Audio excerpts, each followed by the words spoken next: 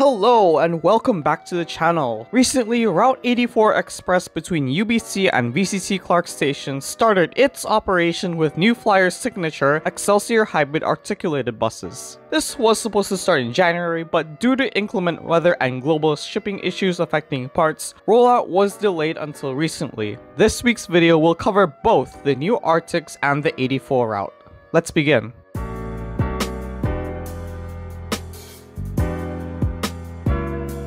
The 84 was created in January 2006 at the opening of VCC-Clark station. The number for this route during planning stages in summer 2005 was number 46. The job of this service is quite simple: relieve pressure off the 99B line and provide an express service along 4th Avenue as well as service to the Southeast Falls Creek area. In fact, for 2 years before the 84 was introduced, select 99B line buses ran non-stop between UBC and Broadway station during peak hours. Since the Olympics, there have only been slight changes to the schedule of the 84. Every 5 to 8 minutes peak, every 15 minutes off-peak as well as on Saturdays, and every 30 minutes on Sundays. In 2019, the service ranked 30th in the network out of more than 220 routes in annual boardings, while placing in the top 25 for boardings per revenue hour. To put that in perspective, the 25 had 81 boardings per hour, the 319 came 4th at 110,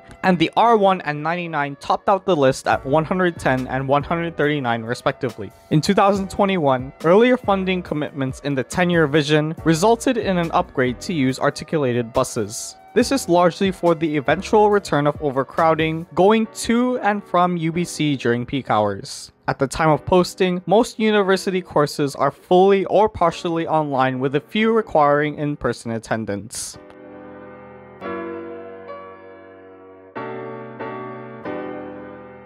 We start our journey at VCC-Clark Station, the current western terminus of the Millennium Line. A single bay is used for boarding passengers, as the 84 is the only service that uses the bus loop.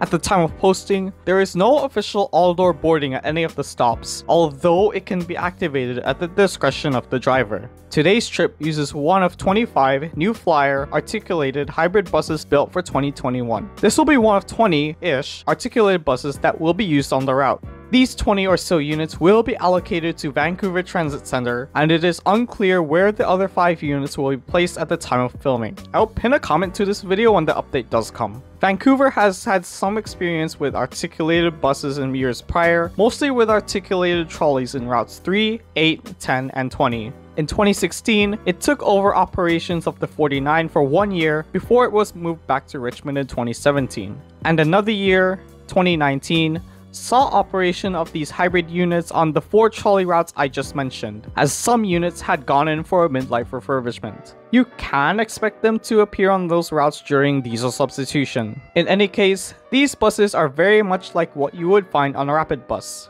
A bike rack which can store 2 bikes, low floor accessibility, a rear side destination sign, and 46 USSC area seats. For those interested, these buses have the same Cummins L9 and HTS 300 hybrid system found on rapid buses, the same ones that save energy by turning off during full stops. The morning rush has just ended, so loads are a bit lighter this time around. We leave Bay 1 at the station and onto Great Northern Way and provide local service until First Street. This trip to UBC should take around a half hour more or less. The bus is just fresh out of the inspection phase, so the factory smell, or as bus fans call it, the new bus smell, is still quite fresh.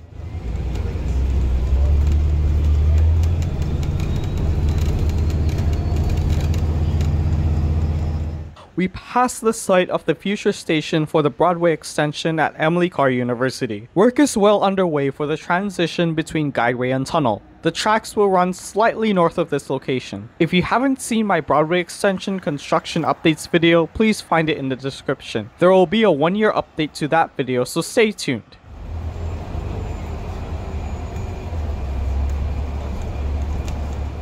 We hit Main Street and the Southeast Falls Creek area. Being the only major transit corridor in this mixed-use area makes the Sunday schedule rather absurd compared to other major corridors in Vancouver. It can seem quite odd to see this section of the route only have 2 buses per hour per direction on Sundays, compared to other corridors in the city center, Granville, Main, and Broadway to name a few.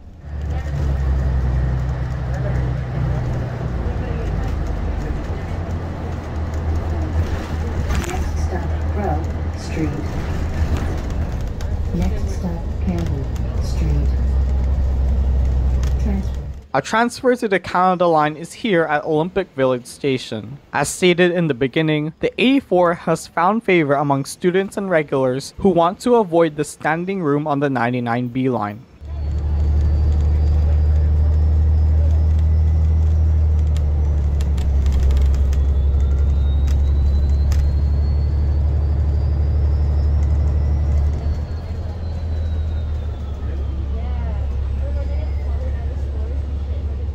We arrive at 4th for around 15 minutes in, and the start of the express phase of the route, with stops at Burrard, U, McDonald, Alma, Jericho Beach, Blanca, and twice along Chancellor Boulevard before arriving at UBC. Though not as busy as Broadway, 4th Avenue is scattered with retail and many restaurants. The corridor received bus stop consolidation in January 2022 to improve bus services. But continuing up 4th Avenue, there is still a lot of on-street parking, the main culprit behind bus service unreliability.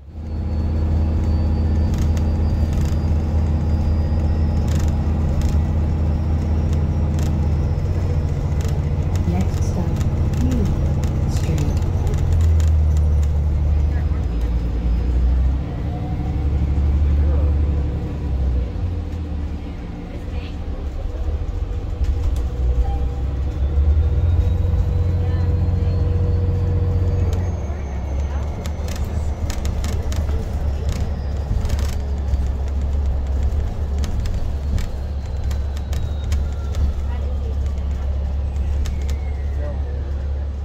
The Jericho grounds is another future place for development. Like the Heatherlands mentioned in my Canada Line infill stations video, the development is led by the CLC and the MST First Nations Partnership. The Jericho lands was formerly owned by the National Department of Defense.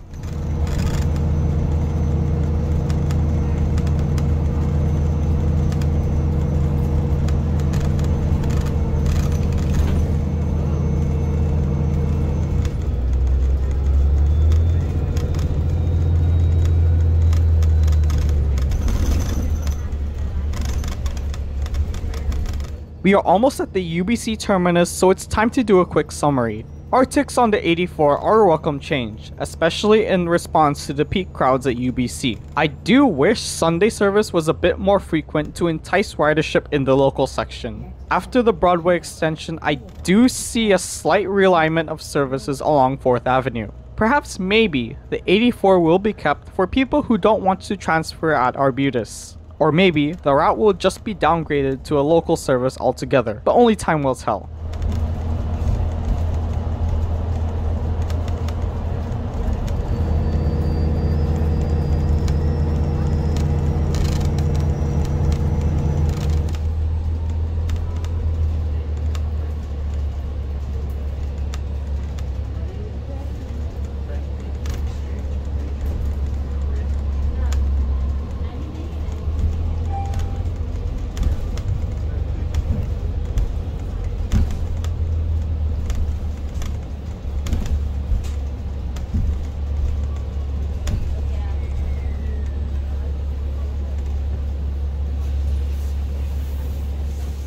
We complete the journey in 35 minutes with not much delay, as we pull into the drop-off area and see students still heading off to class. Here at UBC, the diesel buses lay over underneath some dorms and then head off to their assigned bay to pick up passengers. Meanwhile, the terminus for trolleys is located around the War Memorial Gym to the south. The stop for the 84 is located at Bay 2. Renovation of the loop finished months ago, with the addition of the turf field just at the west end of the loop. Last time I checked, this terminus has the most buses leaving per peak hour. Among the 14 routes serving the loop, all but 4 have service every 15 minutes or more. UBC also serves as the major terminus for east-west routes such as the R4 and 49, adding to its complexity. For bus spotters and regular commuters, UBC is an important anchor for bus transit services not just in Vancouver, but for the entire Metro Vancouver region. I hope you liked this week's video. What do you think will happen to the 84 once the Broadway extension opens? Please leave your thoughts in the comment section below. If you haven't already, please subscribe to the channel, and I will see you in the next one.